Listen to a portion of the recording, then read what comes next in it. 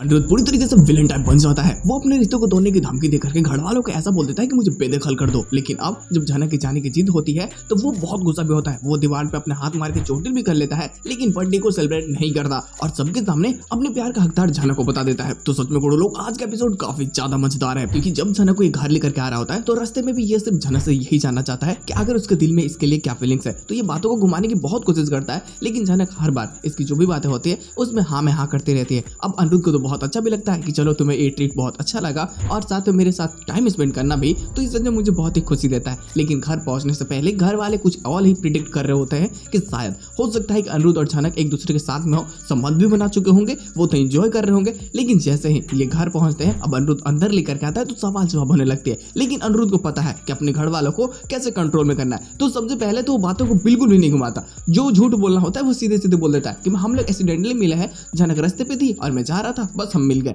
और तुम्हें क्या लगता है अर्ची, क्या हम लोग जाकर के रात को डिनर कर रहे थे, रेस्टोरेंट में थे लोग? ऐसा कुछ भी नहीं था। अब यहाँ तो बोलता है कि नहीं था, लेकिन थोड़े ही बाद में जब झनक सारी सच्चाई बता देती है तो बोलता है कि हाँ, मैं इसको लेकर के गया था क्योंकि मेरा आखिरी और पहला बर्थडे था जब मैं झनक के साथ सेलिब्रेट करता, और हाँ, मैं झनक को अपना दोस्त मानता हूँ, तो इतना तो ट्रीट देना बनता ही है। लेकिन अर्ची को लगता है कि नहीं, ये तुम धोखा दे रहे हो, कभी तुम्हें लगा नहीं कि तुम मुझे धोखा दे? बोलता है कि नहीं, बिल्कुल भी नहीं। अब जब उसके बाप मतलब शुभ को लगता है कि यार तू तो बहुत बिगड़ चुका है, तुमने ये क्यों किया, तुमने इतना बड़ा कदम उठाने से पहले सोचा भी नहीं, तो बोलता है कि ठीक है, तो मुझे घर से निकाल दो, बेदखल कर। क्योंकि तनुजा ऑलरेडी ये सोच चुकी होती है कि अगर झनक अनिरुद्ध के साथ में आई तो ये अपने अनिरुद्ध से भी सारे रिश्ते तोड़ देगी। अब यहाँ पे बिपाशा थोड़ी सिमुलेट करने की कोशिश करते हैं झनक को, तो ये साफ बोल देता है कि खबरदार अगर आपने एक वर्ड भी उससे कुछ बोला तो। झनक भी बोल देती है कि हाँ, मैं घर से निकले थे क्योंकि मैं इनसे मिलना चाहती थी, मैंने प्रॉमिस कर दिया था। अब बब्बू की मॉम की भी दिल टूट जाती है कि तुमने मुझसे झूठ बोला, तो भी बोल देती है कि अगर सच्चाई बता भी देती तो कौन सी आप मुझे जाने देती। धीरे धीरे बात बढ़ते तो अनिरुद्ध अपने कमरे में चले जाता है, बोलता है कि ठीक है, फिर से केक कटेगा, चलो सब तैयारी करो। लेकिन वो लोग जब फिर से इसके कमरे में आकर के तमाशा करने लगते हैं तो ये अपना कपड़ा पूरा खोल के फेंक देता है, बोलता है कि नहीं कटेगा बर्थडे, अब मेरा मूड नहीं है, अब सेलिब्रेट भी नहीं होगा। और इधर अर्ची झनक कमरे में जाकर के उसे खरी खोटी सुनाने लगती है, उसे बहुत उल्टी सीधी बातें बोलती है। इवन जो उसका रिंग होता है वो भी उसको वापस करने की धमकी देती है, बल्कि दे ही देती है मानो की। और अब झनक को लगता है कि अब समय यहाँ पे बिल्कुल रुकने वाला नहीं है, तो इसका माहौल बहुत अजीब हो जाती है। ये क्या करती है कि जाती है अनिरुद्ध के कमरे में और इसको गिफ्ट दे देती है, वो रिंग पहना देती है। लेकिन अनिरुद्ध बहुत गुस्सा होता है इसकी बातों से।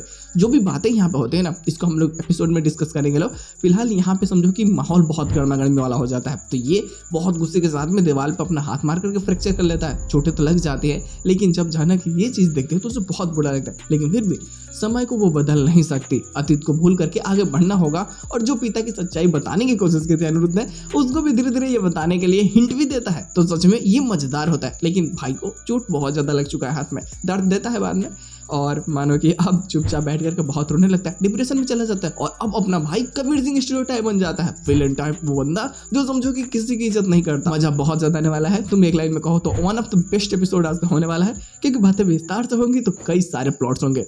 मजा आएगा यार, बिल्कुल मिस मत करना, क्योंकि आज का एपिसोड मजेदार है।